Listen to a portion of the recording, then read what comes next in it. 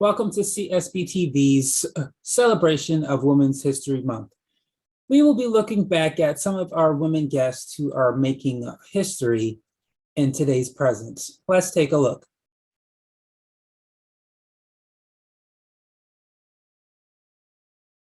Storesy.com.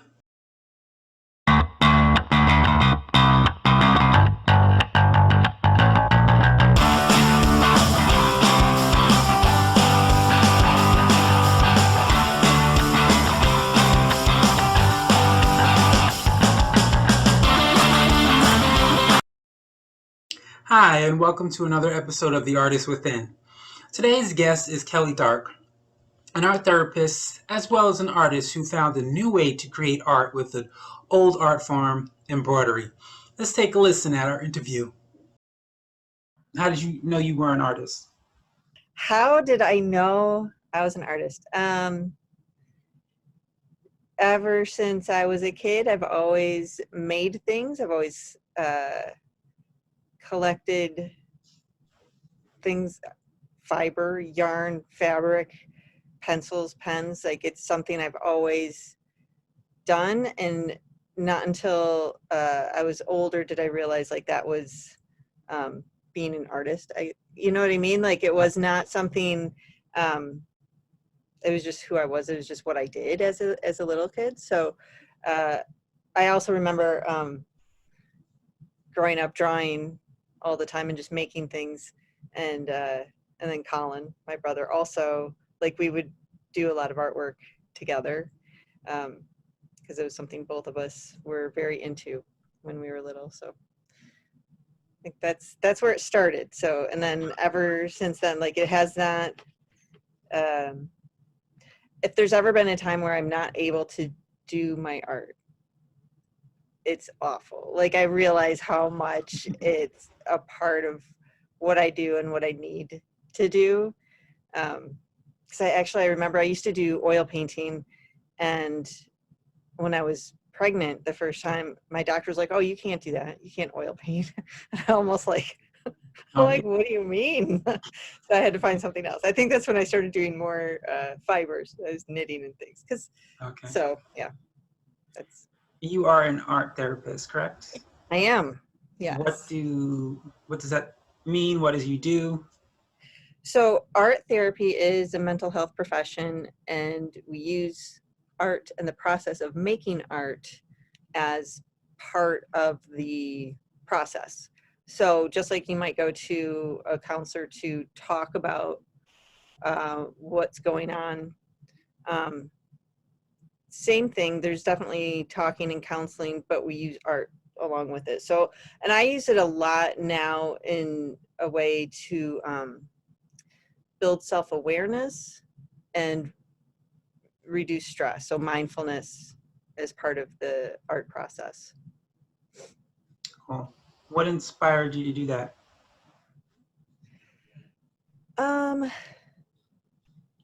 There was a point when after I graduated with a Bachelor of Fine Arts, I worked in retail for a while and realized I wanted to do something more than that. So even though I was making my art on my own, working in retail was not a whole lot of fun. And I felt like, there's got to be something a little bit more for me to do. And I've always loved psychology. In fact, when I was younger, like the things I wanted to do, what do you want to do when you grow up? Right. I wanted to be a teacher, an artist, and a doctor. Like, those were the things that always came up. So being an actual doctor, like, was not going to happen. I can't handle, like, my brother broke his leg and I went to see him in the hospital, and the doctors were talking about what they would do, and I almost fainted. I'm like, oh, okay, that's not for me. So, but then studying psychology has always been super fascinating. Like, I love philosophy, psychology, like human behavior and things. And a friend of mine had mentioned art therapy to me years ago, and I was like, that really, like, that to me, I was like, wait, art and psychology together? Because I'm like, that's what I already kind of do for myself. So it totally made sense. And then I'm like, wow, I can go to school. Like, so Wayne State University has a graduate program for art therapy, and it's like the only one in Michigan. So that's where I went there for art therapy, and it was fascinating because, like I said, I love the psychology. So it was like art classes and psychology classes, and put all that together. And so that was awesome. So that's why I decided to do that. I wanted to go back and go back to school and do something a little bit more. And it just seemed like such a perfect fit. Cool. So I've noticed you do embroidery, but I've never seen it done as you do it. The Yeah. the portfolios. First of all, about how long does each project take? It looks like it takes decades. The portrait. I estimated one of them was about 100 hours. Wow. So, but it's like really, every time I start tracking the time, I stop because I'm like, whatever. I kind of don't want to know how long it takes. Because there's days I will spend, like, I know for a fact I've sat down, like, I did you see the portrait I did of Colin? Like, Yeah. I did one of my brother. And like, I distinctly remember one day, like, towards finishing it, like, it felt like it was close to finishing. And I'd spend like 9 or 10 hours for like a few days in a row. And I'm like, how is it not done yet? But it's really, that's why it's hard to track the time, because it's definitely takes a while. I get a little bit faster the more I do them, because I'm more accurate, I think, or just, I mean, as with practice with anything, right? You get a little bit faster and better at it. But it still takes quite a while, and it's really hard to estimate the time. But yeah, I think I like a 12 by 12, like the self-portrait I did of my self-portrait. That's when I estimated was like 100 hours. Oh, okay. So wow. Have you seen that before, or you just thought, I'm gonna make a portrait using thread? I had been doing abstract ones for quite a while, and before that I had also done some flowers in black and white, so it was embroidery, but it was very minimal embroidery and looked kind of like a sketch, like the cross-hatching lines of a sketch. And then I am not sure why I had the idea of doing portraits. Oh, I know. I started with one of my son. He was taking a nap on the couch with his cat, and I took a picture of it, and I was like, this is so cute, right? And because he was like 12 at the time, he had the cat since he was 9, it's like, so it was just really sweet. And I just thought that would be a good challenge, right? So that's kind of where that started. So it was, I mean, it's harder than doing abstracts, so it was a challenge. It took me a long time, and I think because I kept stopping. I don't know if you do this or other artists, something that you're working on is challenging, and you're like, I'm gonna switch over to this one for a little bit, and so then like a month later I'm like, oh yeah, okay, I'll pick it up again and work on it some more. And so finally finished that one, and then it was really interesting. I just kept flipping back and forth. I would do abstract ones, and then I would try another portrait type one. So now I don't know if it's just more confident, like I'm enjoying them more. Like it's challenging for sure, but definitely more now than before. Yeah. So that's cool. Yeah. So last question: if you had the chance to speak to an artist, dead or alive, which one would it be and why? Joan Miro. Okay. I read an article before. I researched him. He used to be one of my favorite artists, painters. And the one thing that stuck with me from reading about him was that his discipline to his work, and he had his studio, and he would get up and he'd be there at 6 a.m. and he would work all day. And, you know, when he took breaks, he would go walk the property and collect things that were for inspiration or whatever. And I think I even saved there was an article in like Art News like 15, 20 years ago. I don't know. And I still have the article because I'm like, that to me, like, that's inspiring in the sense of the dedication, right? Like, and I know times are different and everybody's situations are different, but I feel like he knew that's what he was going to do. You know, like, I think his dad wanted him to be a dentist or doctor. I don't remember, but something like that. And it's like, no, I'm making art. This is what I do.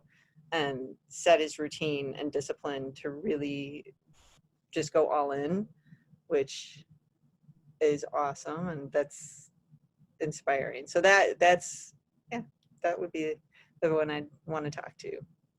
Cool. Well, thank you for your time.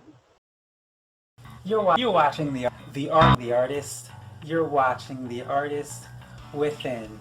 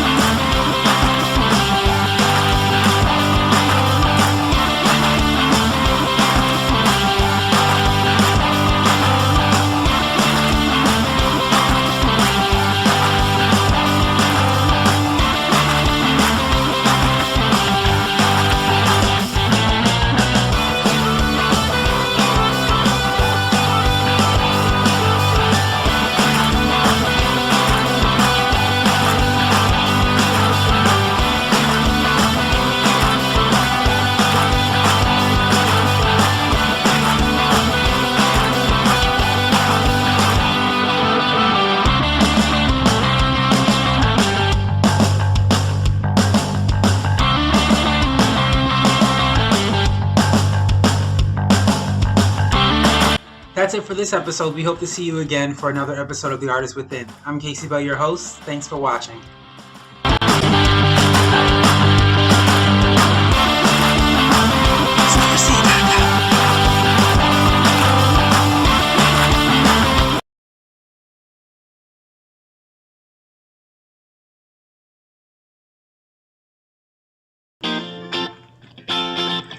Talking with people with music in their genes, their blood, and in their soul. You are watching Musical Interlude.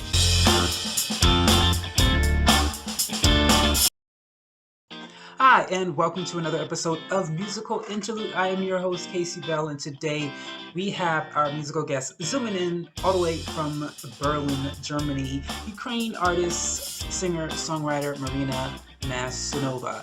She has just released this year, 2021, January 27th, her latest single called Normentality, which is a mixture of hip-hop and punk, which sounds weird, but it's an amazing sound that I know you'll enjoy. We took the time to talk, and I got to know a little bit more about her. Let's take a look at our interview we had together.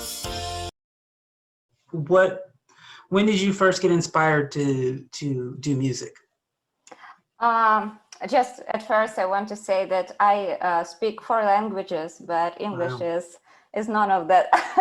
No, it is, but still I'm not perfect, so I can forget some words or something like that. But I love challenges. I try speak English.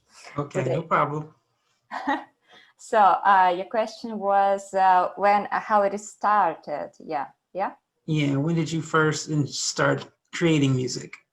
To be true, I went to music school when I was a child, but I was told I was studying piano, and I was told that I wasn't that good, and I didn't want to play piano. I wanted to sing, but they told me like, you have just so small voice. But after all, I understood that I was just a shy kid.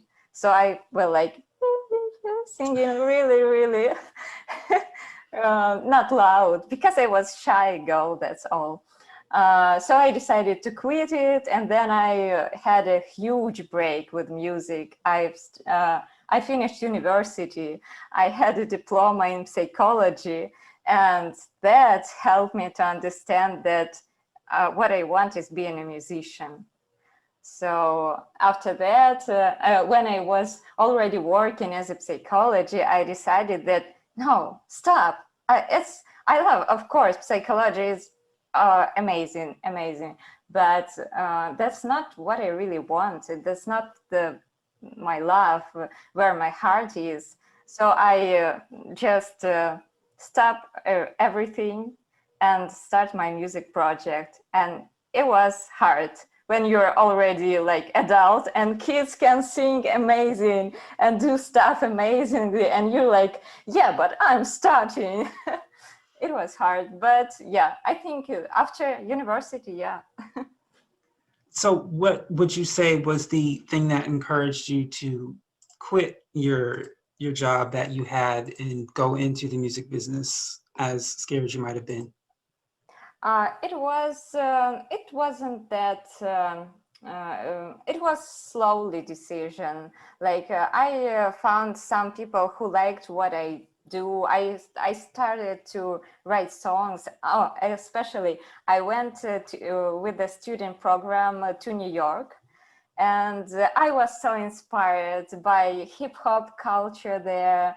And yeah, there were so many awesome musicians, and I saw at them like, wow, they were just amazing. So I started to write my first songs there, and somebody liked that. Somebody said like, no, but I just keep doing it, and after all, yeah, I decided to change completely into music. And what was the first steps you took to get into music? How did you know what to do to start creating an album? Uh-huh. Um, Creating an album, it was after some time of trying, because I started with rock and punk and something like that. Like I used to listen, and then I fell in love with hip hop and rap. So I decided like to combine everything, but I had lots of small projects. I've released some singles, and every time I thought like, oh, that was okay, but not exactly what I want, not exactly what I want. So I was searching for it every time. And after a while, I figure out what I want. So like combining all the dance moves and hip hop and rap and punk attitude, everything all together. And I thought, yeah, this is the time to make an album. I have something to say and to show. Cool. So explain, dear, you just released a video, January 27th, your single. Talk about that song and what inspired it. Yeah, the song called Normality, and I even sing it in with the Ukrainian accent, like Normality. Yeah. Like, you know, it's a lot of people ask, am I normal to feel something? Am I normal to feel sad when everybody is happy? Am I normal not to want sex or want it like every minute? Or am I normal to, I don't know, vomit on the dance floor, or like a lot of things? And normality is something that society expects from us, but it's so narrow, and I don't fit, and a lot of people don't fit in it. So I was thinking to create just my own normality standards. So that was the idea of the song, to just create my own normality. And it doesn't mean that I do something bad things like my normality and I just do whatever, but just to be in myself and feel okay with that. Yeah, so that was and shooting the beautiful ladies with their booties. I like this. I think nothing wrong with it. So yeah. Well, I would definitely say that you definitely decided to step away from normal because, which I personally believe normal is not something we're supposed to be. Because we all have our own fingerprints, so we're unique, so we're supposed to be different from one another and not try to be exactly the same. But I like the fact that, because I've always been a fan of just music in general, not any certain genres. So I like the fact that you combine punk and hip hop and you didn't say I have to do one or the other. You said I like them both, so I'm going to do them both. Did you receive any discouragement from anyone telling you you shouldn't do that, or were you strong in believing that this is what I want to do, so I'm going to do it? Um, I didn't have some discourage in. Actually, yes, I had from my beat maker. He was like, Marina, what are you doing? I don't understand. What is that? And I like, believe me, I just like it so much. Can you do? I want to dance like. And he was like, oh my God. And then after a while, he was like, can I quit? I cannot do this. I cannot. I don't know what you want from me. And I like, no, we will do it. We will finish it. No matter what, just believe me. And he was, okay, I will finish it. And after all, he was like, yeah, that sounds okay, actually. And he liked it. And now he is happy that we did it.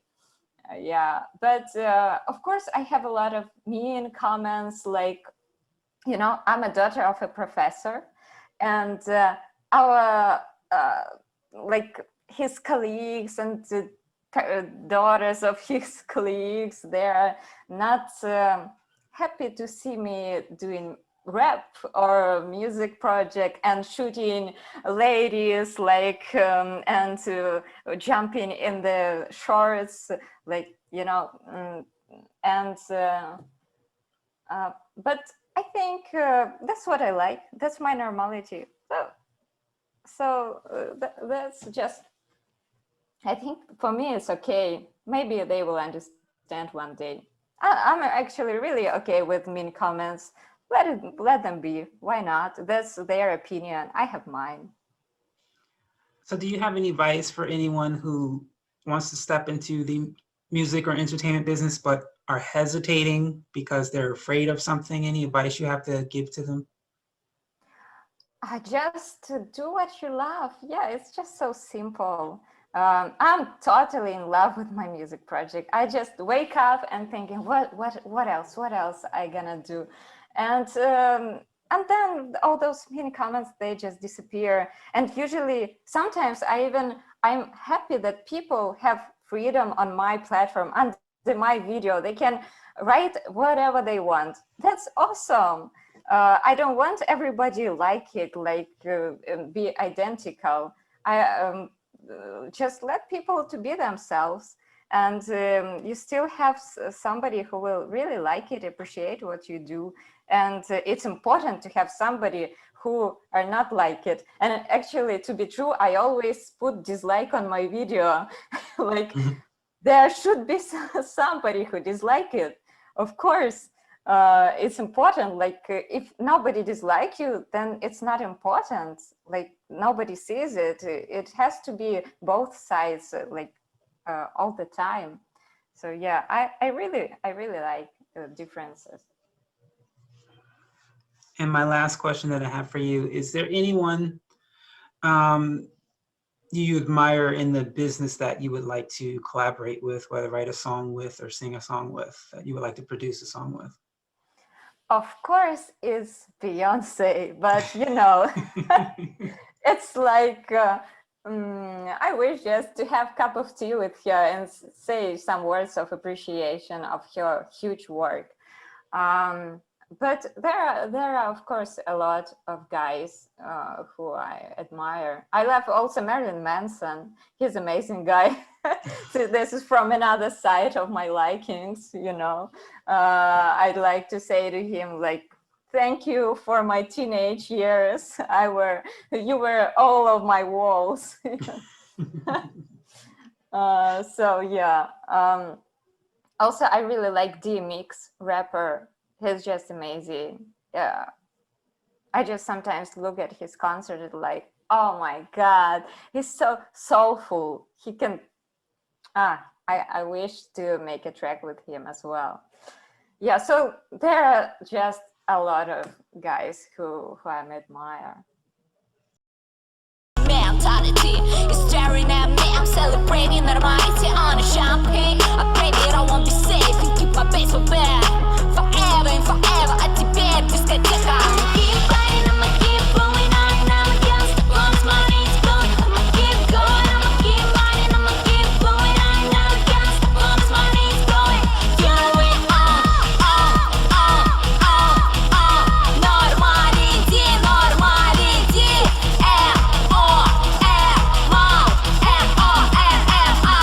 Careful, pull, switch my ass in the news. It's the my kind of forgetting. She cut my dirty shoes. Talking about me, acting like see you, the one look like a fool. Every time I speak, I drop and juice. I will never lose. I don't care what you think, no, no, no. Let's celebrate, take a drink, yeah, yeah, yeah. Touch your kiss, no, wait, no, no, no. We can bowl at the egg, yeah, yeah, yeah. I'm feeling breeze, follow breeze. I know that I'm going to the top of my breeze.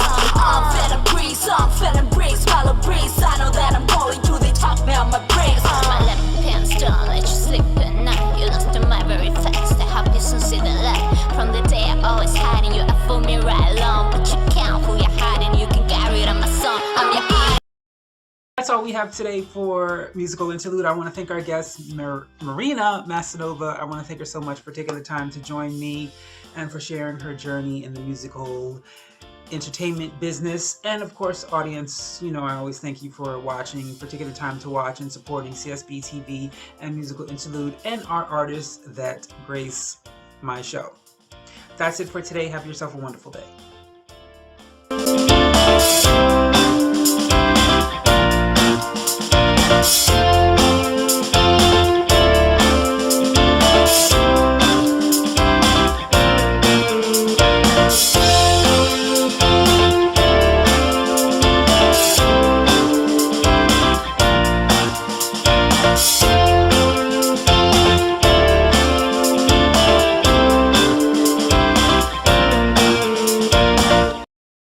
That is all the time we have for you today. Thank you for watching.